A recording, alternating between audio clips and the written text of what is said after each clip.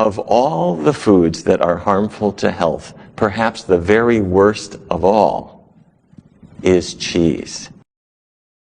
New at 6, a surprising health alert tonight. Quite surprising. A group of doctors says something most of us keep in our refrigerator regularly may actually lead to breast cancer. And the story is almost unbelievable considering how many people enjoy dairy products. But this is disturbing health news, especially for all of the cheese lovers out there.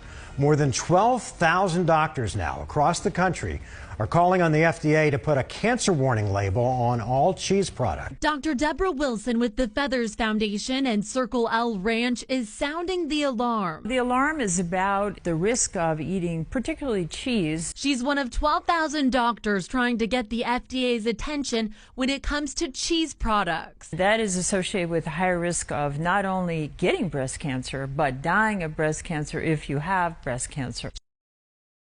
It's particularly American cheese, cheddar cheese, and cream cheese. I wouldn't eat it. Breast cancer remains one of the leading causes of death in women, and now we're learning that this may play a role in that. This Breast Cancer Awareness Month, a group of more than 12,000 doctors is sounding the alarm about a new risk. This is a concern for every woman, not just someone who's had a diagnosis. That concern, cheese. Doctors say the high-fat dairy product contains high levels of estrogen, which research shows can lead to increased risk of both diagnosis and death from breast cancer. One study showing women who consumed the most cheese had a 53% higher risk of getting the disease. That's why the Physicians Committee for Responsible Medicine is urging the FDA to put cancer warning labels like this on cheese. There's enough evidence here to ask or suggest that women should go ahead and pass on the cheese. The committee issued this petition to the FDA on October 3rd. No response so far, though it has generally opposed adding warning labels to foods and drinks. Crosby, however, is optimistic about the plea, hoping it will require manufacturers to do more to promote breast cancer awareness than just slap a pink ribbon on products. Which makes it look like these foods might be beneficial for breast cancer, or at the very least not harmful, when really it appears that the opposite is true. It just sends my blood pressure up a little bit. Cheese is very high in calories. It's very high in fat, 70% fat, 70. And most of that fat is in the form called saturated fat. That's the fat that raises your cholesterol and is linked to Alzheimer's disease. You know, cheese averages 60 to 70% fat. When you take, 2 gallons of milk and concentrate it down to a pound of cheese, you got all of those morphine-like reward compounds concentrated in that cheese. And yeah, when people eat it, they're like, this is awesome. It's a perversion of what nature intended, and it's making people eat this artery clogging, disease-causing stuff. When an adult human ingests something that starts to make our cells want to try and grow, our cells really can't grow. But what they can do is become tumors.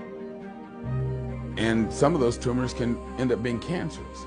And that's one of the reasons that you see that dairy foods are associated with cancer growth. Cheese seems to be addicting.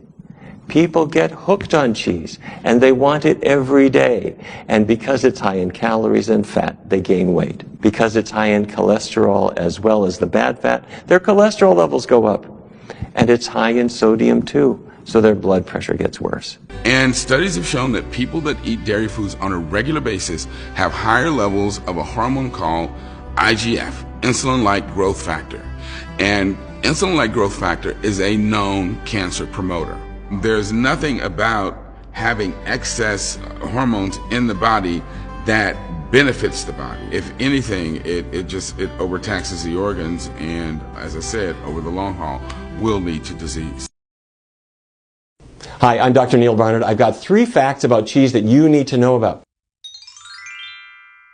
The first is, if somebody hasn't washed their feet in a good long time, you don't want to sit too near them. That's because Brevibacteria on their skin are producing these smelly compounds.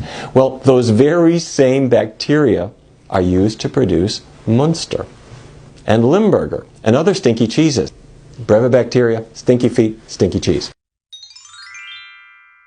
Second thing, bacteria in your digestive tract make something called butyric acid. And bacteria used to produce cheeses make the very same butyric acid. So if you ever thought Parmesan smells a little like vomit, it's because it's exactly the same thing.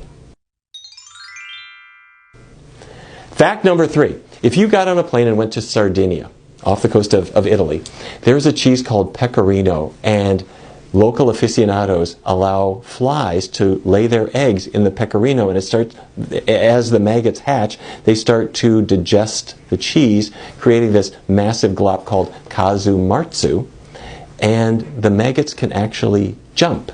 So you spread it very quickly on some flatbread, and you put a card under your nose as you shove the casu marzu into your mouth, hoping not to get struck by a leaping maggot. Pretty, isn't it? The dietary guidelines need to be changed so that the dairy recommendation is removed entirely. As I said, dairy is not a food, it's a material. And, you know, you can choose to do it, but you don't have to. And because of the health consequences, you shouldn't. So if you're thinking about which foods should I break free from, number 1 on the list ought to be cheese.